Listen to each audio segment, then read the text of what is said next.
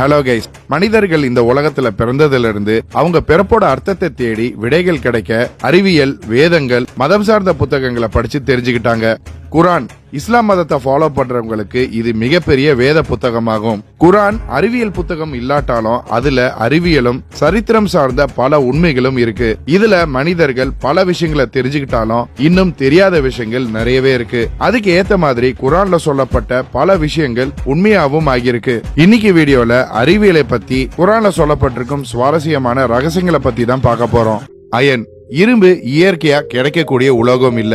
இது விண்வெளியில இருந்து பூமிக்கு வந்ததாக சொல்லப்படுது. இந்த விஷயம் உண்மையிலேயே நம்மள ரொம்ப ஆச்சரியப்படுத்தவும் செய்யுது. ஏன்னா சில வருடங்களுக்கு முன் விண்வெளியில இருந்து பூமியில வெடிச்சு சிதறிய விண்கற்கள் தான் இரும்பு என்று விஞ்ஞானிகள் கண்டுபிடிச்சிருக்காங்க. அதுக்கு ஏத்த மாதிரி இந்த விண்கற்களும் பூமியை தொடும் போது வெடித்து துண்டு துண்டா சிதறி போனது.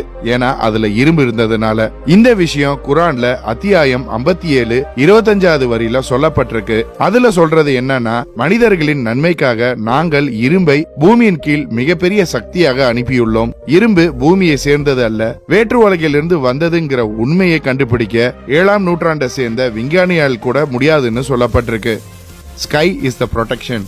சூரியனோட ஆபத்தான ஒளிகள்ல இருந்து மேகம் தான் நம்மளை காப்பாத்துதுன்னு நம்ம எல்லாருக்குமே தெரியும். ஒருவேளை மேகம் இல்லாம போயிருந்தா சூரியனோட கதிர்வீச்சுகள் மனிதர்களாகிய நம்மளை எரிச்சு சாம்பலோட சாம்பலாக ஆக்கியிருக்கோம். அதே மாதிரி மேகம் தான் பூமியில உள்ள கடுமையான பனியில இருந்தும் நம்மளை காப்பாத்துது. பூமியில இருக்கும் மேகத்தை தாண்டி கொஞ்சம் வெளியே போனா சுமார் -275 டிகிரி செல்சியஸ் இருக்கும்னு சொல்லப்படுது. ஆனா மேகம் தான் ஒரு கிரீன் ஹவுஸ் போல சூரியனோட ஆபத்தான கதிர்வீச்சுல இருந்தும் இந்த பயங்கர பனியில இருந்தும் மனிதர்களாகிய நம்மளை காப்பாத்துதுன்னு குரான்ல 21வது அத்தியாயத்துல 32வது வரியில சொல்லப்பட்டிருக்கு. நாங்கள் மேகத்தை உங்களுக்கு ஒரு காப்பாற்றக்கூடிய கூரையாக வைத்திருக்கிறோம், ஆனால் நீங்கள் எங்கள் அடையாளங்களை புறக்கணிக்கிறீர்கள். குரான்ல மேகத்தோட பாதுகாப்பு அல்லாஹ் மூலமா கொடுக்கப்பட்டதாக சொல்லியிருக்கு.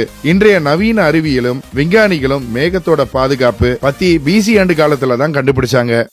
மவுண்டன்ஸ். குரான்ல மலைகளை பத்தி ரொம்ப அழகா சொல்லப்பட்டிருக்கிறது என்னன்னா, 78ஆம் அத்தியாயம் 6-7 வரிகள்ல நாங்கள் உங்களுக்கு பூமியை ஒரு ஓய்வெடுக்கும் இடமாகவும் மலைகளை திடமாகவும் கூர்மையானதாகவும் ஆக்கி கொடுக்கவில்லையான்னு சொல்லப்பட்டிருக்கு. இதுக்கு அர்த்தம் என்னன்னா, மலைகள் பூமியின் ஆழமான வேர்களாக உருவாக்கப்பட்டிருக்குதுன்னு தான் அர்த்தம். இது உண்மையும் கூட. மலைகள் பூமியோட இன்னர் கோரோட பயங்கர ஆழமா பொருத்தப்பட்டிருக்கு. இந்த விஷயத்த புவி இயற்பியலாளரான பிராங்க் பிரஸ் அவருடைய புத்தகமான தி எர்த் புக்ல சொல்லியிருக்காரு. மவுண்ட் எவரெஸ்ட் பூமியில இருந்து 9 கிலோமீட்டர் உயரம் இருக்கும். அதுவே பூமியோட உள்பகுதியில 125 கிலோமீட்டர் ஆழம் வரைக்கும் போவதாக சொல்லப்படுது. இந்த விஷயத்த சில நூற்றாண்டுகளுக்கு முன் டெக்டானிக் பிளேட்ஸின் வெளியேற்றத்தை வச்சுதான் கண்டுபிடிச்சாங்க.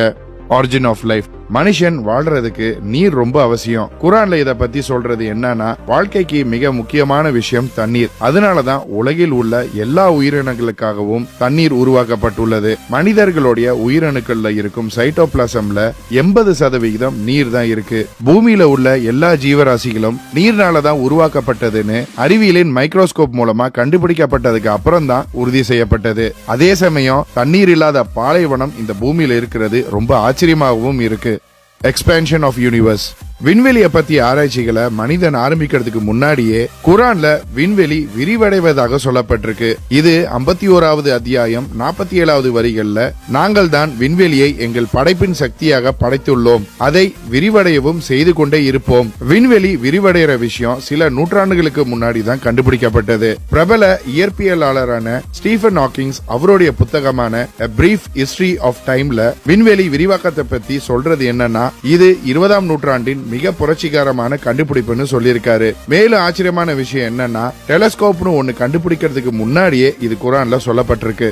Sons orbit. நிக்கோலஸ் காப்பர்னிக்கஸ்ங்கிற அஸ்ட்ரானமர் 1512ஆம் ஆண்டு அவரது கோட்பாடின்படி சூரியன் அசைவற்றதுனும் கிரகங்கள் அத வட்டப்பாதையில சுத்தி வரும்னு சொல்லியிருக்காரு. இந்த விஷயம் 20ஆம் நூற்றாண்டு வரை எல்லா விஞ்ஞானிகளும் உண்மைன்னு நம்பிக்கிட்டு இருந்தாங்க. ஆனா இப்ப தெளிவா தெரிய வந்தது என்னன்னா, சூரியன் அதோட இடத்திலேயே இருந்துதான் சுற்றி கொண்டிருக்கணும். விண்வெளியில இருக்கும் எல்லா கிரகங்களும் நிலவு நட்சத்திரங்களும் அதே போல் தன்னைத்தானே சுத்திக்கிட்டு சூரியனையும் வட்டப்பாதையில சுத்தி வரும்னு நிரூபணமாக்கி இருக்காங்க. இந்த விஷயம் குரான்ல 1400 வருஷத்துக்கு முன்பே 21ஆம் அத்தியாயம் 41வது வரியில அல்லாஹ் தான் இரவையும் பகலையும் படைத்து சூரியனையும் சந்திரனையும் தன்னைத்தானே மிதந்தபடி வட்டப்பாதையில் சுத்தி வந்து கொண்டே இருக்க வைத்தான்னு சொல்லியிருக்கு. சில நூற்றாண்டுகளுக்கு முன் இந்த விஷயத்த விஞ்ஞானிகள் தவறுன்னு சொன்னாலும் இன்றைய விஞ்ஞானிகள் குரான்ல சொல்லப்பட்ட இந்த விஷயம் உண்மைன்னு சொல்லியிருக்காங்க. தி ஓஷியன் குரான்ல 24ஆம் அத்தியாயம் 40வது வரியில நம்ம நினைச்சு கூட பார்க்க முடியாத அளவுக்கு கடல் மிக ஆழமானதுன்னு சொல்லப்பட்டிருக்கு. கடல் அலைகள்னால மூடப்பட்டு இருக்கும். அந்த அலைகளுக்கு மேல மேகங்கள் இருக்கும். அந்த மேகங்களுக்கு மேல இருட்டு இருக்கும். இதெல்லாம் ஒன்றுக்கு மேல ஒன்றானதுன்னு சொல்லப்பட்டிருக்கு. நம்ம எல்லாருக்குமே தெரிஞ்ச விஷயம் என்னன்னா கடலுக்கு மேலதான் அலைகள் பாயும். ஆனா கடல் விஞ்ஞானிகள் சமீப காலத்துல கடலுக்கு உள்ளேயும் அலைகள் பாயும். அது சாதாரணமா நம்ம கண்களால பார்க்க முடியாதுன்னும் கடல் இயந்திரங்களை வச்சு செஞ்ச ஆராய்ச்சியில கண்டுபிடிச்சிருக்காங்க. குரான்ல மேல உள்ள அலைகள் பத்தியும் உள்ள உள்ள அலைகள் பத்தியும் சமுத்திரத்தின் மேலே உள்ள மேகங்கள் பத்தியும் ஆழ்கடலில் உள்ள இருட்ட பத்தியும் குறிப்பிடப்பட்டிருக்கு. இன்னைக்கு வரைக்கும் மனிதனால் வெளிச்சம் இல்லாம 70 மீட்டர் வரைக்கும் தான் நீந்தி கடலுக்குள்ள போக முடியும். ஏன்னா அது வரைக்கும் தான் கடல் வெளிச்சமா இருக்கும். அதுக்கும் மேல கடலுக்குள்ள போக முயற்சித்தால் துளி அளவு கூட வெளிச்சம் இருக்காது. இந்த விஷயம் 1400 ஆண்டுகளுக்கு முன் குரான்ல சொல்லப்பட்டிருப்பது மிக ஆச்சரியமான விஷயம்.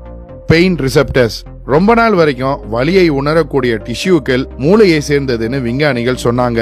ஆனா அது நம்ம தோலுக்குள்ளதான் இருக்குங்கிற விஷயத்த சமீபத்துல தான் கண்டுபிடிச்சாங்க. இந்த டிஷ்யூக்கள் இல்லாம நம்மளால வலிய உணர முடியாதுன்னு கண்டுபிடிச்சாங்க. இந்த விஷயம் குரான்ல 4வது அத்தியாயம் 56வது வரியில சொல்லப்பட்டிருக்கு. நாங்கள் எங்களது படைப்புகளை நம்பாதவர்களை நரகத்தின் நெருப்புக்கு அனுப்புவோம். அவர்களின் தோல் தீயில் எரிந்து போன பின்பு மறுபடியும் உருவாக்குவோம். இதனால் அவர்கள் வேதனையை அனுபவித்துக் கொண்டே இருப்பார்கள் சொல்லப்பட்டிருக்கு. உண்மையிலேயே அல்லாஹ் மிக புத்தி வாய்ந்தவன், சக்தி வாய்ந்தவன். அதனாலதான் வலியை ஏற்படுத்தும் டிஷ்யூக்களை மூளையில வைக்காம தோல்ல வச்சிருக்காரு. 1400 ஆண்டுகளுக்கு முன் இதுவும் குரான்ல சொல்லப்பட்டிருக்கிறது ரொம்ப ஆச்சரியமான விஷயம். லையிங் அண்ட் ஆக்ஷன்ஸ் அபுசாயிலுங்கிற மிகவும் மோசமான ஒருவர் முகமது நபியின் காலத்துல வாழ்ந்து வந்தார். இவரை கண்டிக்கும் விதமா அல்லாஹ் குரான்ல 96ஆம் அத்தியாயம் 15 மற்றும் 10வது வரியில சொல்றது என்னன்னா இந்த விஷயத்துல எந்த சந்தேகமும் இல்ல. எவர் ஒருவர் அவருடைய பாவங்களையும் பொய்யான செயல்களையும் நிறுத்தாவிட்டால் அவர்களின் நெத்தியை பிடித்து இழுப்பேன். அதாவது அந்த நபரை குறை சொல்லல, ஆனா அந்த மனிதனின் மூளையின் முன்பகுதியில உருவாகக்கூடிய தீய எண்ணத்தை பத்தி சொல்லியிருக்காரு. மனிதனோட முன்பகுதி மூளை தான் சிந்திக்கும் ஆற்றலை கொண்டது. ஆங்கிலத்துல இதுக்கு பேரு ஃப்ரண்டல் லோப். இந்த ஃப்ரண்டல் லோப் தான் மனிதனோட பொய் சொல்ற செயலை கண்ட்ரோல் பண்ணுது. இன்றைய நவீன அறிவியல் சமீப காலத்துல தான் மனிதனோட மூளையின் முன்பகுதி மற்றும் பின்பகுதி ஆற்றலை கண்டுபிடிச்சது. ஃப்ரண்டல் லோபின் ஆற்றலை பற்றியும் 20ஆம் நூற்றாண்டுல தான் மருத்துவர்கள் கண்டுபிடிச்சாங்க. ஆனா குரான்ல இத பத்தி எப்பவோ சொல்லப்பட்டிருக்கு. ஓகே கைஸ், இன்னைக்கு வீடியோ அவ்வளவுதான்.